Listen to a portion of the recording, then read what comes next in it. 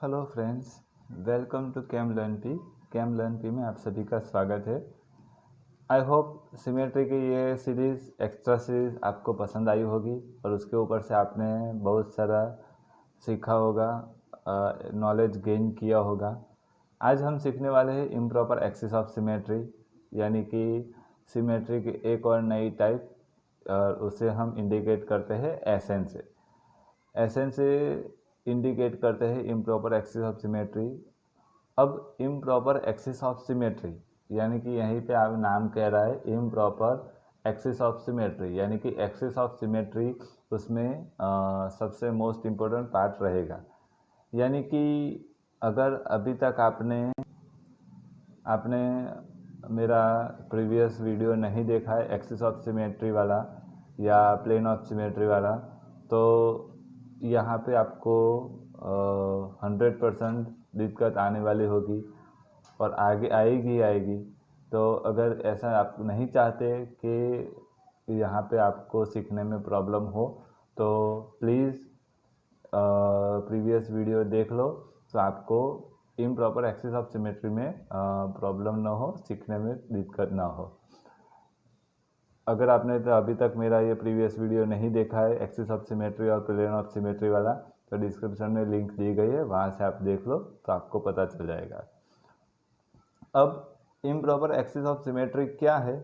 तो improper axis of symmetry जो पूरा ऑपरेशन है वो टोटल दो सब ऑपरेशन से मिलके एक ऑपरेशन बन रहा है।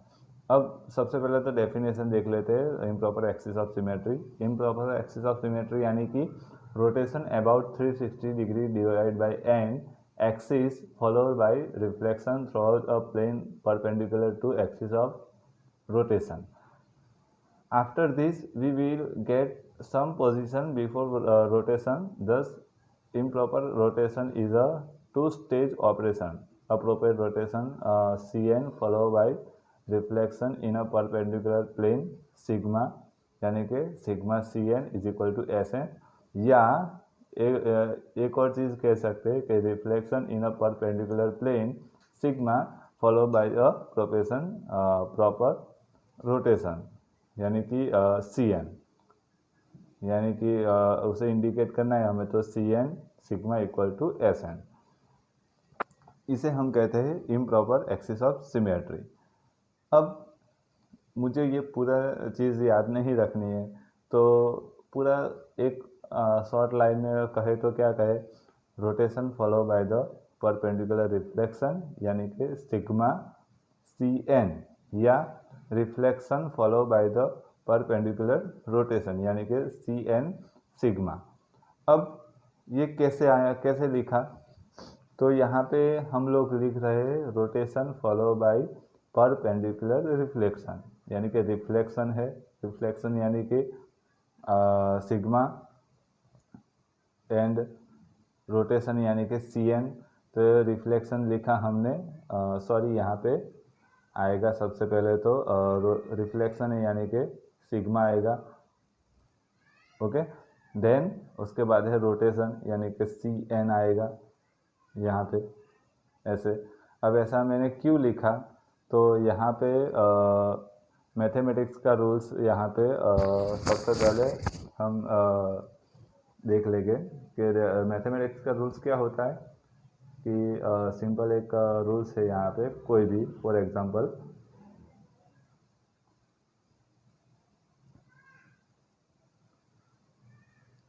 मेरे पास एक ये वैल्यू है D by D X in bracket D by D Y bracket F X Y bracket close, और ये बड़ा वाला ब्रैकेट भी क्लोज।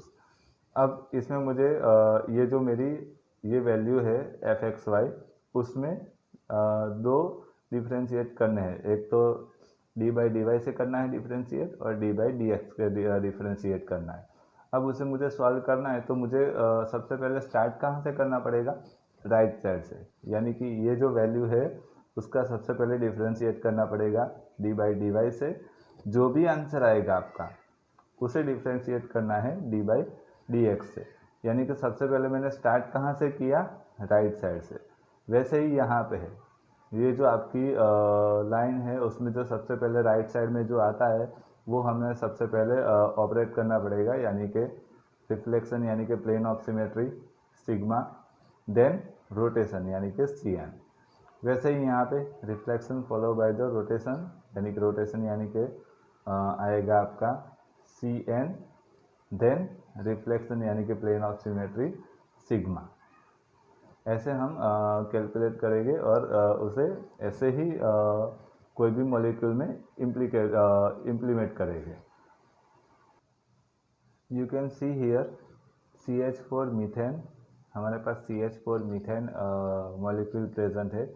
मीथेन मॉलिक्यूल एक्चुअल में ऐसा दिखता है, एक कार्बन हाइड्रोजन प्लेन में, ये हाइड्रोजन प्लेन में, ये front side and back side. ऐसा हमारा मीथेन का स्ट्रक्चर होता है। अब हमें थोड़ा सा कंफर्ट जोन चाहिए, इसके लिए मैंने ऐसा ड्रॉ कर दिया।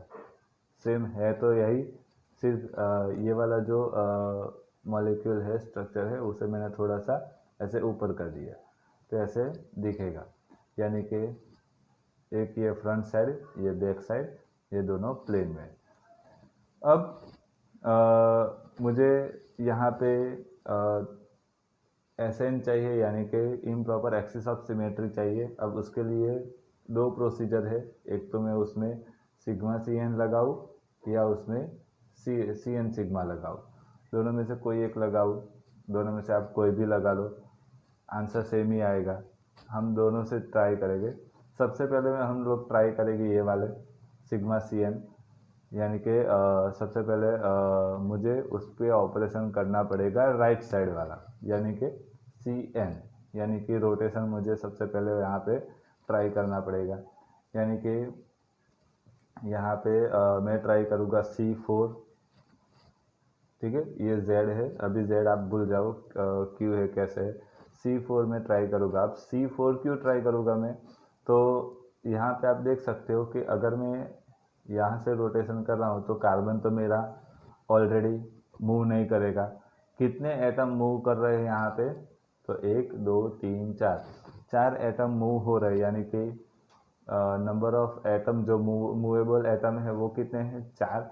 यानी कि वही में जो हमारा पुराना वाला फॉर्मूला है, यहाँ से मैं रोटेशन चेक कर लूँगा, क्योंकि मूवेबल नंबर कितने हैं यहाँ पे 4, यानी कि 360 डिवाइड बाय 4। तो यहाँ से आपको थीटा पता चल जाएगा, तो कितना होगा, 90 डिग्री एंगल होगा।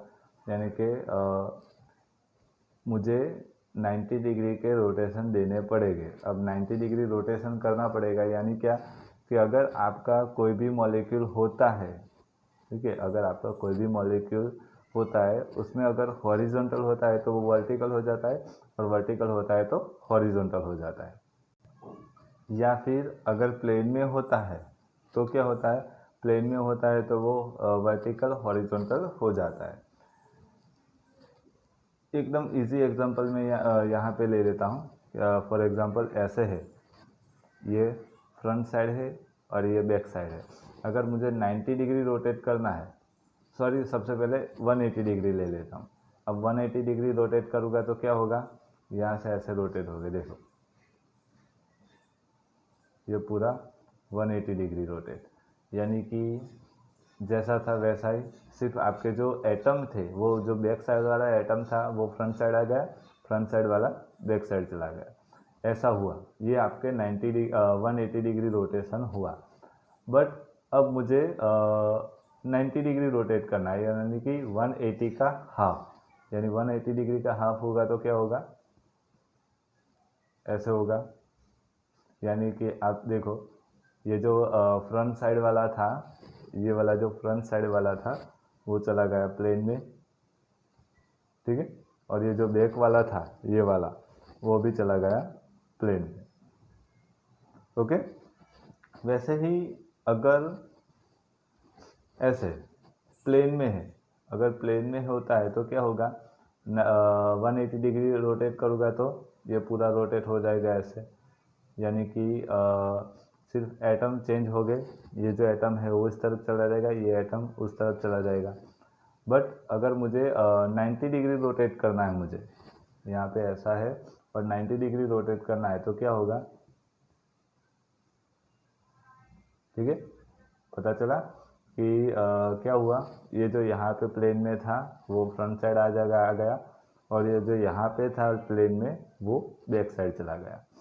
वैसे ही यहाँ पे ऐसा था, सबसे पहले 90 डिग्री रोटेट होने पे जो फ्रंट साइड था वो प्लेन में चला गया और जो बैक में था वो भी प्लेन में चला गया। बस वही रोटेशन यहाँ पे है, यहाँ पे देख लो, ये फ्रंट साइड, ये बैक साइड, ये फ्रंट साइड, बैक साइड। अगर यहाँ पे ऐसे रोटेट होते हैं तो ये दोनों प्लेन में चले जाएंगे। उसी टाइम ये जो दोनों प्लेन में है, ये वाले जो नीचे वाले प्लेन में है वो क्या हो गए, रोटेट हो गए फ्रंट साइड बैक साइड आ जाएंगे ऐसे। यानी कि सिंपल C4 में 90 डिग्री रोटेट कर रहा हूँ मैं, तो क्या होगा, ये जो फ्रंट साइड बैक साइड थे वो आ गए प्लेन में और ये जो प्लेन में थे वो आ गए फ्रंट साइड बैक साइड, ठीक है। यानी कि H3 आपका प्लेन में था तो फ्रंट साइड आ गया, H4 प्लेन में था तो बैक साइड चला गया, H1 फ्रंट साइड में था तो प्लेन में आ गया, H2 बैक साइड में था तो प्लेन में आ गया। तो ये मेरा C4 एक्सिस हो गए। अब ये कहाँ से हुई है, Z अक्ष के ऊपर से, Z अक्ष के ऊपर से, यानी कि यहाँ से मैंने रोटेशन किया है, यानी इसीलिए यहाँ पे C4Z मैंने लिखा है।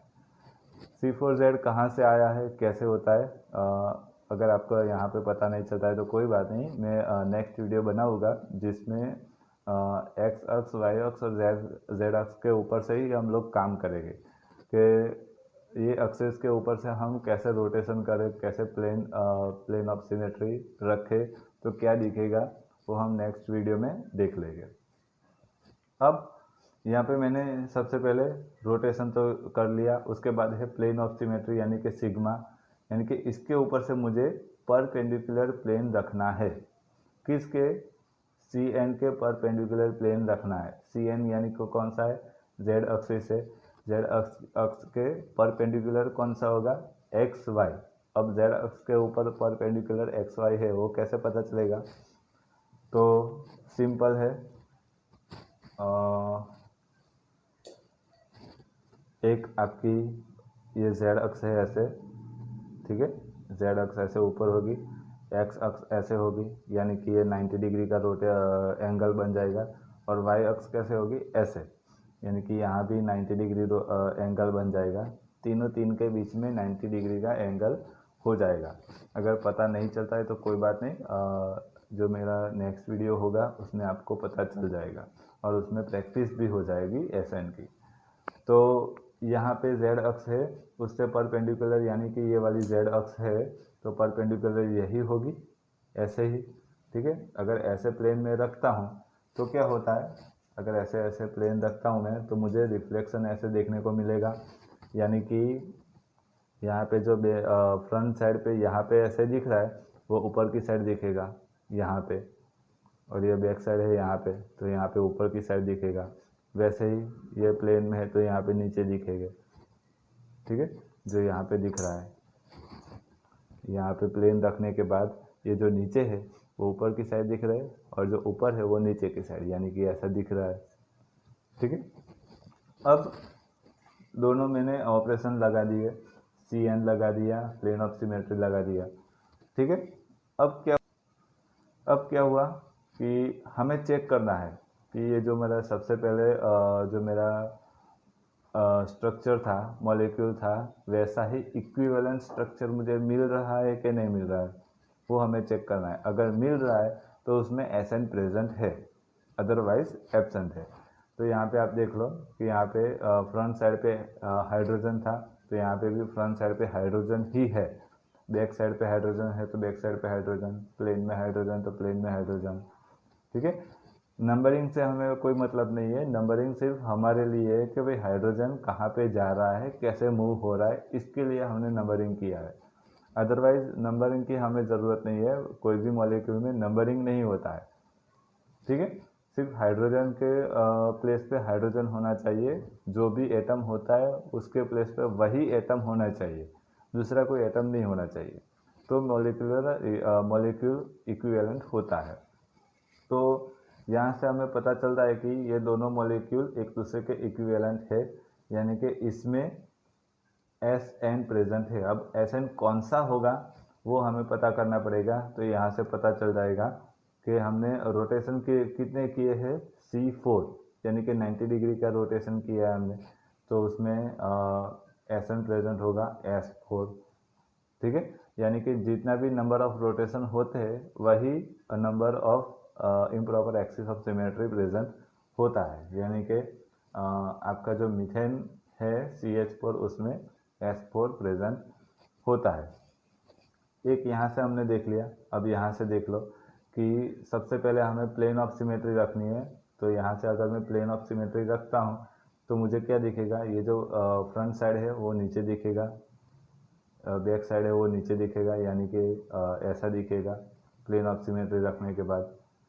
ओके, अब रोटेशन करना है। अब रोटेशन करूँगा तो क्या होगा, रोटेशन करूँगा तो ये फिर से जो फ्रंट साइड है ये घूम के प्लेन में चला जाएगा, यानी कि ऐसे यहाँ पे आ जाएगा, और ये जो प्लेन में है वो फ्रंट साइड चला जाएगा, यानी कि ऐसा आ जाएगा। तो फिर से इक्विवेलेंट मिलेगा, यानी कि S4 यहाँ से भी मिल रहा है। यानी कि ये रास्ता चुनो या ये रास्ता चुनो, दोनों में से कोई भी रास्ते पे जाओ, आंसर तो ये वाला सेम ही आने वाला है। ठीक है, तो आप कोई भी ऑपरेशन लगा दो, आंसर सेम ही आने वाला है कोई भी मॉलिक्यूल पर। सिर्फ आपको ये ध्यान रखना है, अगर एग्जामिनर ने आपको कहा है कि आपको ये ऑपरेशन लगाना है इम्प्रॉपर एक्सिस ऑफ सिमेट्री के लिए, तो आपको कंपलसरी ध्यान रखना है कि उसमें सबसे पहले आपको लगाना है plane of symmetry, then rotation लगाना है। वो आपको ध्यान होना चाहिए, कंपलसरी याद रहना चाहिए। अगर एग्जामिनर ने नहीं कहा है तो कोई बात नहीं, आप दोनों में से कोई भी ले लो, जो चाहे वो, आंसर सेम आने वाला है। ठीक है, तो इसके ऊपर से एक्सिस ऑफ सिमेट्री हमने सीखा है, इम्प्रॉपर एक्सिस ऑफ सिमेट्री के रोटेशन कैसे होता है, प्लेन ऑफ सिमेट्री कैसे होता है।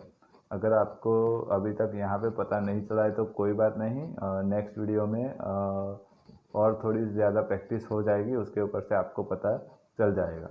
और प्लेन कैसे रखते हैं, XYZ एक्सिस से कहाँ से आता है, वो भी आपको नेक्स्ट वीडियो में पता चल जाएगा। अगर आपको ये video improper axis of symmetry वाला वीडियो आपको पसंद आया हो तो लाइक, शेयर एंड सब्सक्राइब कर दो, एंड सब्सक्राइब के साथ साथ बेल आइकन को भी प्रेस कर दो, ताकि जैसे ही मेरा नया वीडियो आए तो आपको पता चले। और नेक्स्ट वीडियो हमारा, अभी मैंने आपको बताया वैसे कि एक्सिस के ऊपर होगा, और उसके ऊपर से एक और चीज़ कि सिमेट्री में जो मल्टीप्लिकेशन टेबल होता है उसमें जो जो ऑपरेशन कैसे लगते हैं उसके ऊपर होगा। यानी कि नेक्स्ट वीडियो बहुत इम्पोर्टेंट होगा हमारे ग्रुप थियोरी के लिए, मल्टीप्लिकेशन टेबल के लिए। और उसके बाद हम सीखने वाले हैं पॉइंट ग्रुप, यानी कि अब वाली जो सीरीज़ आएगी, अब जो वीडियोस आएंगे वो आपके लिए तो इम्पोर्टेंट हो गए ही हो गए। अगर आपको ग्रुप थियरी सीखनी है तो इसके लिए आपको कंपलसरी बेल आइकन प्रेस करना पड़ेगा, यानी जब भी मेरा वीडियो आता है तो आपको पता चलेगा। अगर बेल आइकन प्रेस नहीं करते हो तो आपको पता नहीं चलेगा और आप सीख नहीं सकोगे। ओके, और इस वीडियो में आपको कोई भी डाउट है, कोई भी क्वेश्चन आता है माइंड में, तो आप प्लीज़ कमेंट बॉक्स में कमेंट करो। अगर कमेंट बॉक्स में कमेंट नहीं करनी है तो इंस्टाग्राम पे DM करो, वहाँ से भी मैं आंसर दे दूँगा। ओके, बट सिर्फ केमिस्ट्री में आप अपना नॉलेज गेन करते रहो, बस, दूसरी कोई नहीं, दूसरी मेरे कोई आशा नहीं है। सिर्फ आप अपने जो केमिस्ट्री का नॉलेज है वो गेन करते रहो, केमिस्ट्री में जितने हो उतने आगे बढ़ते रहो, बस इतना ही। Thank you, all the best.